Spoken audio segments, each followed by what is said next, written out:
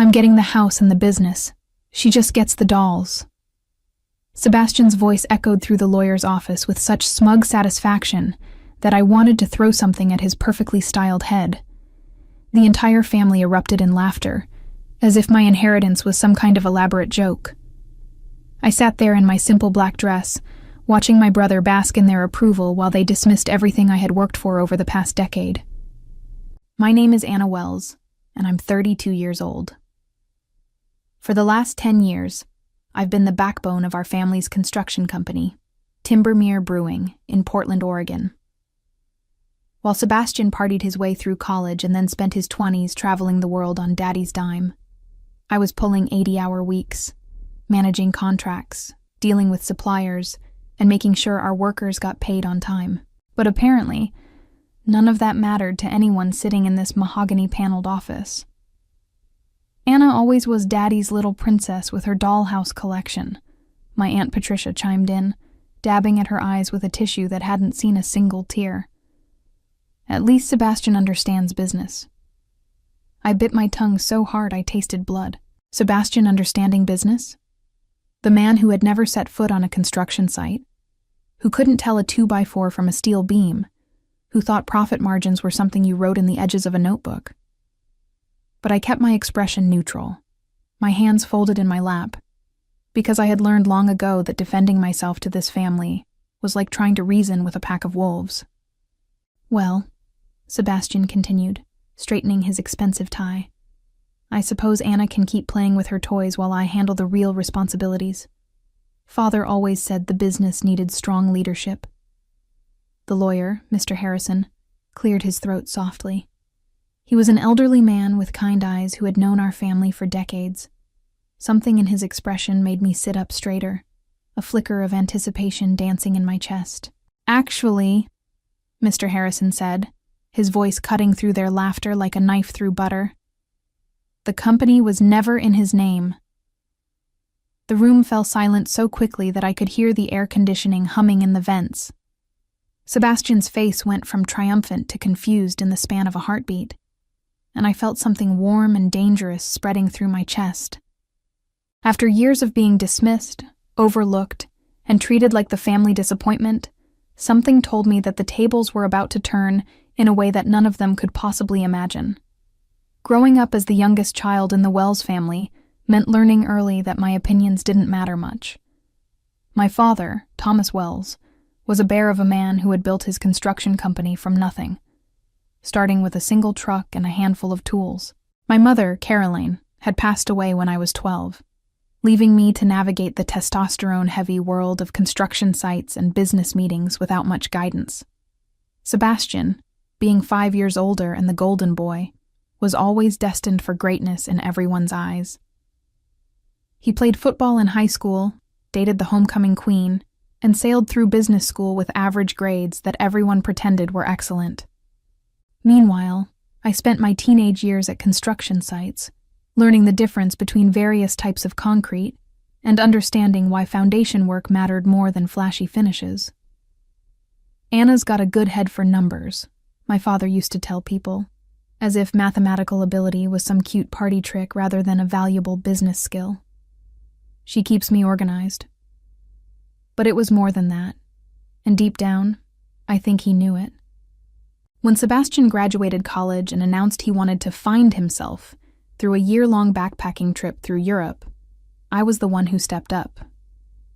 When our biggest client threatened to cancel a $1 million contract because of communication breakdowns, I was the one who salvaged the relationship.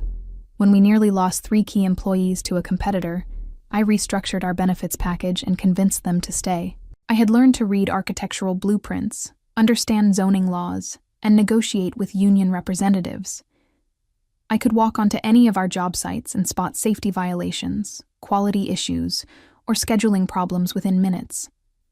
Sebastian, on the other hand, had visited exactly 2 construction sites in his entire life, and both times he had complained about getting his shoes dirty.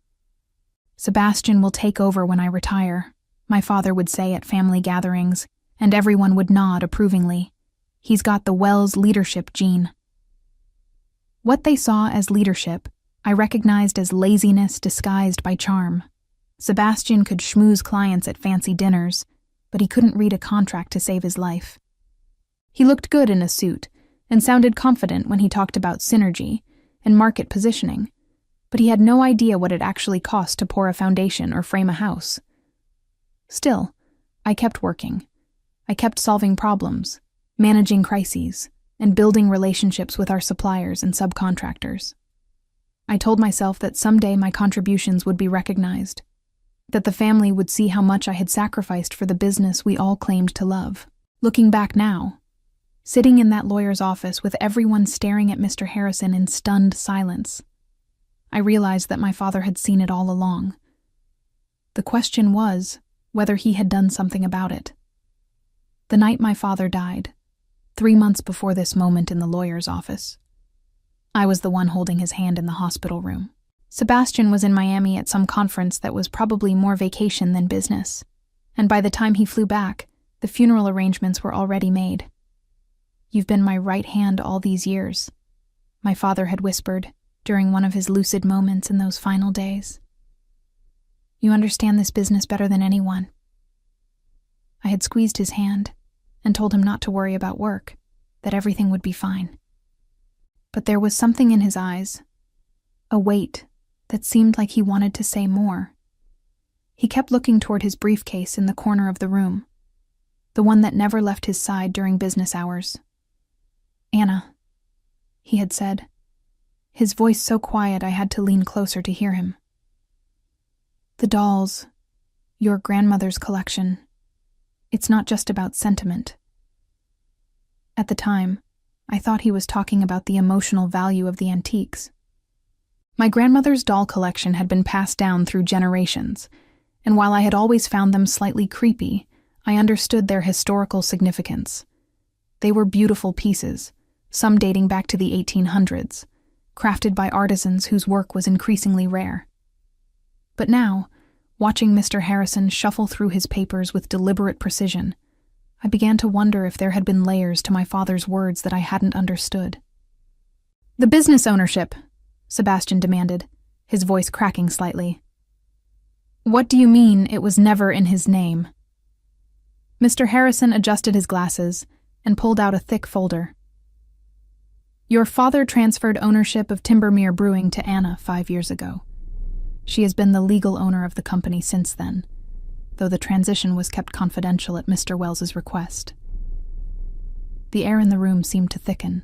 I could feel my heart pounding against my ribs, but I kept my expression carefully neutral.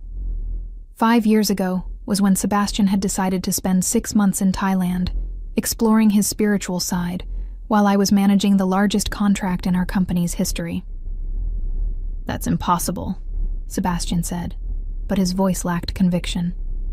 "I'm his son. I'm supposed to inherit the business. The will you're inheriting today pertains to Mr. Wells's personal assets," Mr. Harrison continued calmly. "The house, his personal investments, and various family heirlooms. The business has belonged to Anna since 2019. I finally allowed myself to smile, just a little. Around me, I could see the family exchanging confused glances, their earlier celebration curdling into uncertainty. Sebastian's face had gone pale, and for the first time in my adult life, he was looking at me with something that might have been respect. Or maybe it was fear. "This has to be some kind of mistake," Sebastian said, his voice rising with desperation. "Anna doesn't know anything about running a company. She's just the bookkeeper." The words hit me like a physical blow, but instead of anger, I felt something cold and calculating settle in my chest. After 10 years of being dismissed as just the bookkeeper, the moment of truth had finally arrived. I watched Sebastian's face cycle through disbelief, anger, and growing panic as the reality of his situation began to sink in. "I assure you there's no mistake," Mr. Harrison said, pulling out a legal document thick enough to use as a doorstop.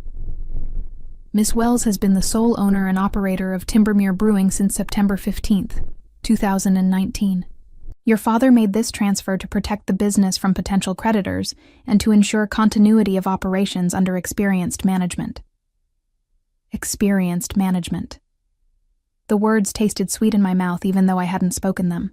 I had spent years listening to Sebastian talk over me in meetings, watching him take credit for projects I had managed from start to finish, and enduring his condescending explanations of business concepts I had mastered before he learned to balance a checkbook.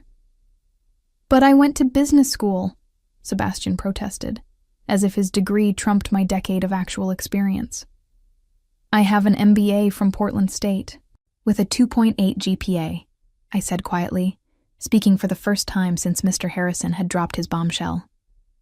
"In a program you took 5 years to complete because you kept taking semesters off to find yourself." The family turned to stare at me, as if I had suddenly sprouted wings.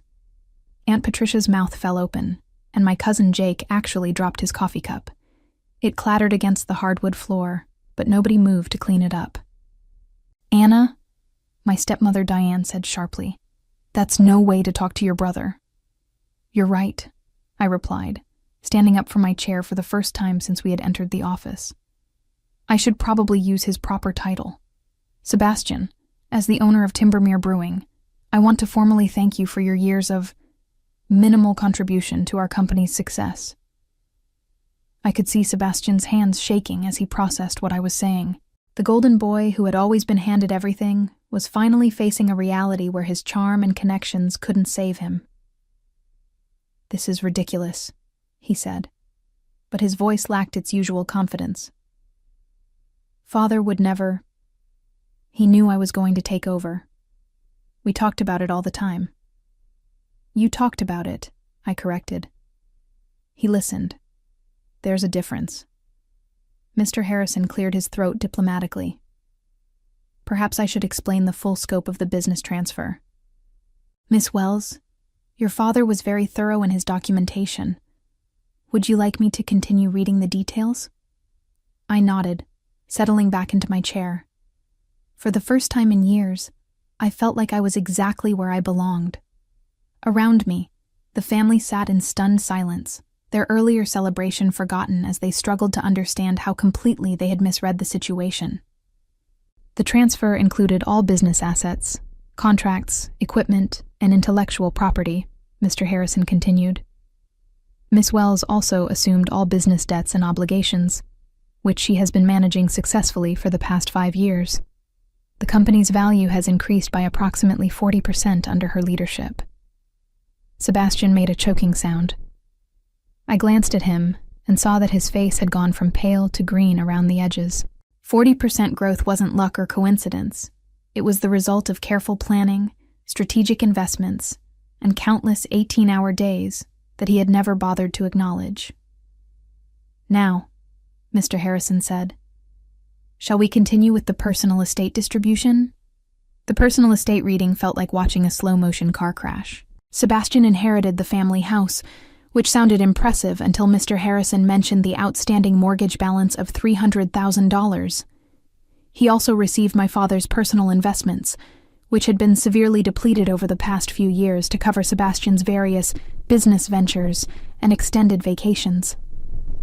"The antique doll collection," Mr. Harrison announced, "goes to Anna, along with all associated documentation and appraisals." Sebastian actually laughed, though it sounded more like a bark than an expression of humor. "See? I told you she gets the dolls. At least some things make sense." I kept my expression neutral, but inside I was practically vibrating with anticipation. My father's comment about the dolls not being just about sentiment was starting to make perfect sense. During his final days, he had mentioned something about documentation and appraisals, words that had seemed insignificant at the time. "Mr. Harrison," I said carefully, "could you elaborate on the appraisals?" The elderly lawyer smiled, and I caught a hint of mischief in his eyes. "Certainly. Your grandmother's collection consists of 47 pieces, including several rare jumeau dolls from the 1870s and a complete set of early Madame Alexander collectibles. The most recent appraisal, completed last year, valued the collection at $512,000. The silence that followed was so complete, I could hear someone's stomach growling. Sebastian's laughter died in his throat, and he stared at me with the expression of someone who had just realized he had been playing chess while everyone else was playing checkers. $500,000, Aunt Patricia whispered. For dolls? Antique dolls are serious investments, Mr. Harrison explained. Miss Wells's great-grandmother began the collection in the 1920s, and each subsequent generation has added carefully selected pieces. Your father was quite proud of Anna's knowledge of the collection's history and value. I had always been the family member who listened to my grandmother's stories about each doll, who helped her research their origins and maintain their condition. While Sebastian had been rolling his eyes and making jokes about creepy old toys, I had been learning about craftsmanship, historical significance, and market appreciation. So let me understand this, Sebastian said slowly, his voice tight with barely controlled panic. Anna gets a business worth millions plus $500,000 in antiques, and I get a house with a massive mortgage? You also get father's car, Diane offered weakly, as if a 10-year-old pickup truck might somehow balance the scales. The Timbermere Brewing Company, Mr. Harrison added, consulting his notes, was appraised at $2.3 million as of last month. Miss Wells has been managing the company's finances, operations, and strategic planning for the past 5 years, while maintaining her position as majority owner. I watched Sebastian do the math in his head, his face cycling through various shades of realization and defeat. $2.3 million for the business, plus $500,000 for the dolls, plus the satisfaction of finally being recognized for my actual contributions. Meanwhile, he was looking at a house he couldn't afford to maintain, and a pickup truck that needed a new transmission. This can't be legal, he said desperately. There has to be something we can do. Anna tricked him somehow. Actually, I said, standing up again and smoothing down my skirt. I think it's time I explained exactly how this happened. 5 years ago, I began, enjoying the way everyone leaned forward despite themselves. Sebastian was in Thailand finding his spiritual center while I was managing the Patterson Heights development project. You remember that one, don't you, Sebastian? The $20 million contract that almost fell through because of permitting issues? Sebastian's eyes darted around the room, looking for support that wasn't coming. Everyone remembered the Patterson Heights project because it had been the biggest success story in our company's history. I spent 3 months working with city planners, environmental consultants, and zoning committees to resolve problems that could have cost us everything, I continued. While I was doing that, our lawyer discovered that one of our subcontractors was preparing to file a lawsuit that could have bankrupted us. Mr. Harrison nodded. Your father was facing potential personal liability that could have extended to his personal assets, including the family home. So he called me into his office, I said, remembering that conversation as clearly as if it had happened yesterday. He said he had been watching me handle increasingly complex responsibilities, and he wanted to protect both the business and the family. The solution was to transfer ownership to someone who actually understood the company's operations. But why didn't he tell us? Diane asked, though her voice lacked its earlier accusatory tone. Because he knew exactly how you would react, I replied. The same way you're reacting now, with shock that Anna could possibly be capable of running something more complicated than a lemonade stand. Sebastian finally found his voice again. This is insane. You can't just give away a multi-million-dollar company without discussing it with the family. He didn't give it away, I said. And for the first time, I allowed some steel to creep into my voice. I earned it. Every 18-hour day, every crisis I solved, every relationship I built with our clients and suppliers.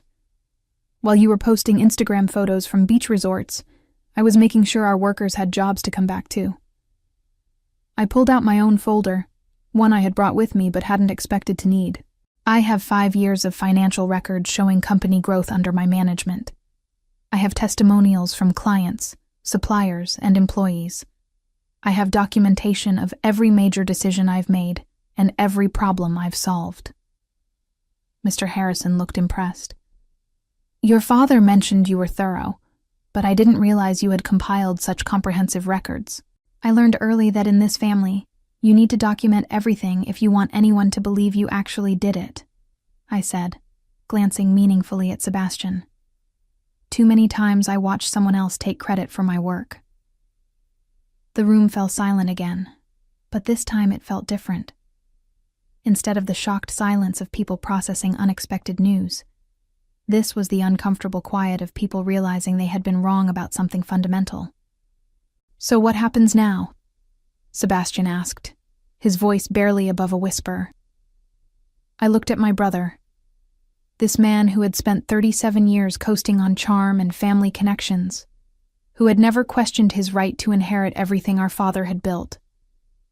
For a moment, I almost felt sorry for him. Now, I said, you figure out how to make your own way in the world, just like I did. I gathered my papers and stood up, ready to leave the office where I had just officially become one of the wealthiest young women in Portland. But before I reached the door, I turned back one more time. Oh, and Sebastian, the business isn't hiring right now. The aftermath of the will reading was everything I had dreamed of and more. Sebastian stumbled out of Mr. Harrison's office looking like he had been hit by a freight train, while Aunt Patricia and Diane whispered furiously in the hallway about unfair surprises and ungrateful children. I walked past them all with my head held high, carrying the folder that contained 5 years of documentation, proving I had earned every penny of my inheritance. Anna, wait, Sebastian called after me as I reached the elevator. His voice had lost all its earlier arrogance, replaced by something that sounded almost like desperation. We need to talk about this. I turned to face him, noting how his expensive suit suddenly looked shabby and his perfect hair appeared disheveled. What exactly do you want to talk about, Sebastian? How you never once asked about my work. How you assumed you deserved to inherit a business you never bothered to understand. Or how you just spent the last hour insulting my intelligence in front of our entire family? He opened his mouth, then closed it again, apparently realizing that any answer he gave would only make things worse for him. You know what the funny thing is? I continued, stepping into the elevator. I actually would have been willing to work with you. If you had ever shown even a tiny bit of respect for what I do, or taken 5 minutes to learn about the business, we could have been partners. But you were too busy being handed everything to notice that someone else was doing all the work. The elevator doors started to close, and Sebastian made a half-hearted attempt to follow me, but I held up my hand. Don't, I said firmly. You made your choice a long time ago. You chose to treat me like I was invisible, like my contributions didn't matter. Now you get to live with the consequences. As the elevator descended, I caught a glimpse of Sebastian's reflection in the polished doors. He was standing alone in the hallway, surrounded by family members who were looking at him with the same mixture of disappointment and pity they had once reserved for me. 3 weeks later, I was sitting in my newly redecorated office at Timbermere Brewing headquarters, reviewing expansion plans that would have been impossible under Sebastian's expected leadership. The owner and chief executive officer nameplate on my desk still gave me a little thrill every time I saw it. My assistant knocked on the door. Miss Wells? There's a Sebastian Wells here to see you. He says he's your brother. I looked up from the architectural blueprint spread across my conference table. Through my office window, I could see our newest construction site, where we were building a sustainable housing development that would be featured in next month's Portland Business Journal. The project was my design, my vision, and my responsibility. Send him in, I said. Sebastian entered my office looking like a man who hadn't slept well in weeks. His clothes were wrinkled, his hair was uncombed, and he had the defeated posture of someone who had finally run out of options. Nice office, he said, though his voice lacked any real appreciation. I heard you're expanding into green construction. We are, I replied, not bothering to stand up or offer him a chair. It's a growing market, and we're positioned to be regional leaders in sustainable building practices. He nodded slowly, his eyes taking in the awards on my walls, the photos of completed projects, and the architectural certificates I had earned while he was busy traveling the world. Anna, he said finally, I need a job. The words hung in the air between us, and I realized that this was the moment I had been unconsciously waiting for. Sebastian Wells, the golden boy who had never worked a day in his life, was asking his little sister for employment. "I'm sorry," I said, and meant it, "but we're not hiring." Sebastian's life unraveled quickly after the will reading, as word spread through Portland's business community about the dramatic reversal of fortune at Timbermere Brewing.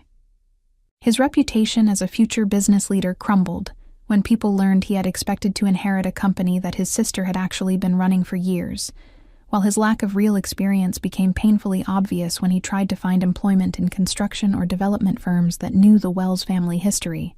The family house became a financial burden he couldn't manage, forcing him to take a job as a sales associate at a car dealership while struggling to make mortgage payments on a property he couldn't afford to maintain. Within 6 months, Sebastian had to move into a small apartment and watch from a distance as his sister expanded the business he had taken for granted, knowing that his years of dismissing her contributions had cost him everything he had expected to inherit. As I signed the contract for our 4th major expansion project, I reflected on how Sebastian's years of mockery had inadvertently prepared me for this moment. His constant dismissal of my abilities had forced me to document every success, prove every point, and build the kind of comprehensive track record that made my ownership unquestionable when the truth finally emerged, teaching me that sometimes the most satisfying revenge is simply letting people discover that the person they underestimated was actually in control all along.